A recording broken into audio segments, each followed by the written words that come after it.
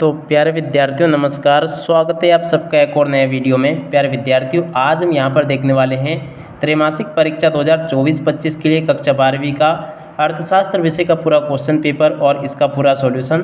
तो चलो जल्दी से हम आगे बढ़ते हैं, समझते हैं कि त्रैमासिक परीक्षा कक्षा 12वीं का आपका अर्थशास्त्र विषय का क्वेश्चन पेपर किस प्रकार का आएगा और आप सब लोगों को अपने पेपर का सॉल्यूशन कैसे पूरा कंप्लीट कर लेना चाहिए। टोटली प्यारे विद्यार्थियों, यहाँ पर मैं आपको ए टू जेड सभी के सभी क्वेश्चन बताने वाला हूँ। तो चलो जल्दी से हम आगे बढ़ते हैं, समझते हैं कि आपके पेपर में परीक्षाओं में आपसे किस प्रकार के क्वेश्चन पूछे जा रहे हैं और आपको इनका सॉल्यूशन कैसे पूरा कंप्लीट कर लेना चाहिए। तो देखिएगा, आपका पेपर परीक्षाओं में कुछ इस प्रकार का आएगा। यहाँ से आप लोग देख लें, आपके पेपर के लिए आपको 3 घंटे का समय दिया जाएगा और पूर्णांक होगा आपका पूरा 80 अंकों का। तो यहाँ से आप लोग देख लें इसको पूरा और इसको समझ भी लें, ताकि आप सब लोग अपनी परीक्षाओं के पेपर में इसको अच्छी प्रकार से पूरा का पूरा हल करके लिख कर आ सको। तो चलो जल्दी से हम आगे बढ़ते हैं। तो देखो, आपका ये पहला क्वेश्चन है, व्यष्टि अर्थशास्त्र में सम्मिलित है। तो देखिएगा, व्यष्टि अर्थशास्त्र में क्या सम्मिलित है, देखो यहाँ पर आपको लिख देना उपरोक्त सभी। उसके अलावा अगला क्वेश्चन, समष्टि अर्थशास्त्र के अंतर्गत निम्न में से किसका अध्ययन किया जाता है। तो देखो, इसका राइट आंसर भी आपका आ जाएगा उपरोक्त सभी का। अब इसके अलावा अगला क्वेश्चन, अर्थशास्त्र की विषय वस्तु का अध्ययन किन शाखाओं के अंतर्गत किया जाता है, व्यष्टि अर्थशास्त्र और समष्टि अर्थशास्त्र। तो देखो यहाँ पर आपको लिख देना उपरोक्त दोनों।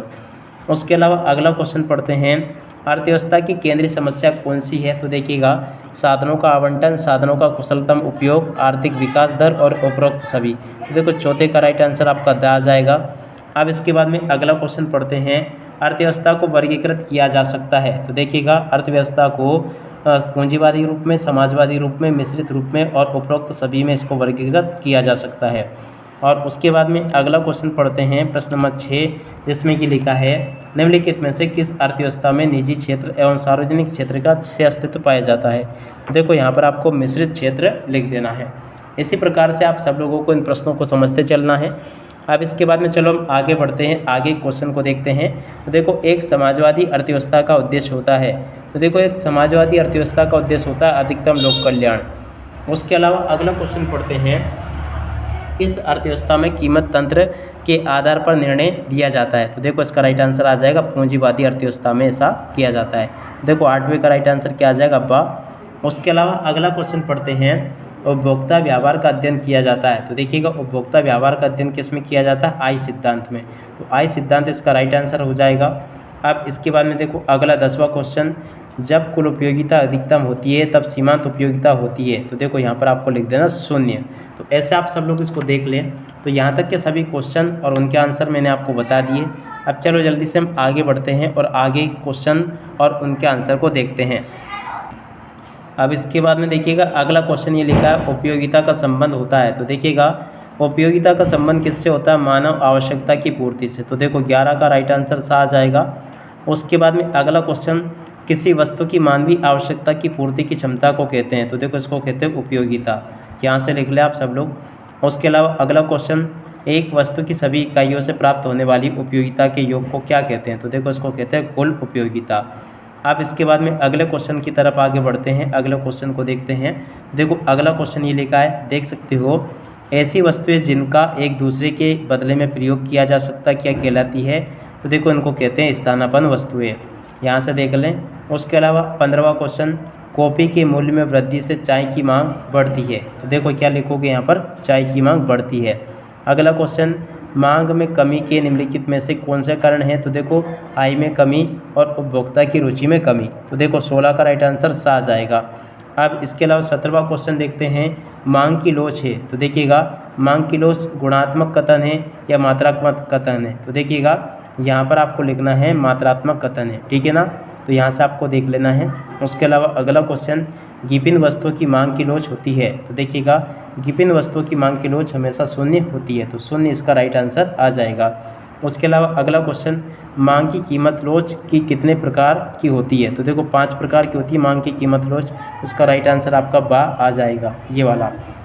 उसके अलावा मांग की कीमत लोच से अभिप्राय है। तो देखिएगा, मांग की कीमत लोच से क्या अभिप्राय है, कीमत में परिवर्तन के कारण मांग में परिवर्तन, इसका राइट आंसर आ जाएगा। तो देखो 20 का राइट आंसर आ जाएगा। अब इसके बाद में चलो हम आगे बढ़ते हैं और आगे के प्रश्न और उनके उत्तरों को देखते हैं। देखो अगला क्वेश्चन यहाँ पर आपको दिया गया है, उत्पादन के साधन कौन कौन से हैं? तो देखिएगा उत्पादन के 5 साधन होते हैं, भूमि, पूंजी, श्रम, संगठन और साहस। ठीक है ना, आप लोग इनको याद रखिएगा।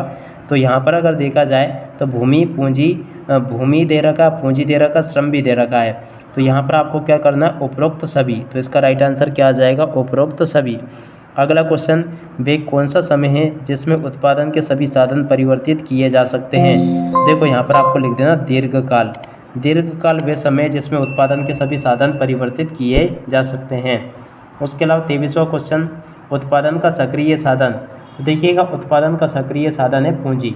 यहाँ से आप लोग देख ले उत्पादन का सक्रिय साधन क्या होगा, पूंजी। अब इसके बाद में इधर आ जाते हैं, इन प्रश्नों को पढ़ते हैं। तो देखो यहाँ पर आपको प्रश्न नंबर 24 दिया गया है। 24वें क्वेश्चन में देख लीजिएगा क्या पूछा है, निम्नलिखित में से कौन सी स्थिर लागत नहीं है? देखिएगा कच्चे माल की लागत जो है ना, ये स्थिर लागत नहीं होगी। उसके बाद में अगला क्वेश्चन, उत्पादन बंद कर देने पर निम्नलिखित में से कौन सा प्रभाव पड़ता है? तो देखिएगा परिवर्तनशील लागतें शून्य हो जाती है, ये इसका राइट आंसर होगा। उसके बाद में अगला क्वेश्चन पढ़ते हैं, औसत लागत वक्र का आकार होता है। तो देखिएगा यहाँ पर आपको लिख देना है यू आकार जैसा होता है। उसके बाद में अगला क्वेश्चन पढ़ते हैं, संतुलन कीमत के निर्धारक घटक कौन से हैं? तो देखो यहाँ पर आपको लिख देना आ एवं बा दोनों। उसके अलावा अगला क्वेश्चन, बाजार मूल्य पाया जाता है। तो देखिएगा बाजार मूल्य अति अल्पकाल बाजार में ये पाया जाता है।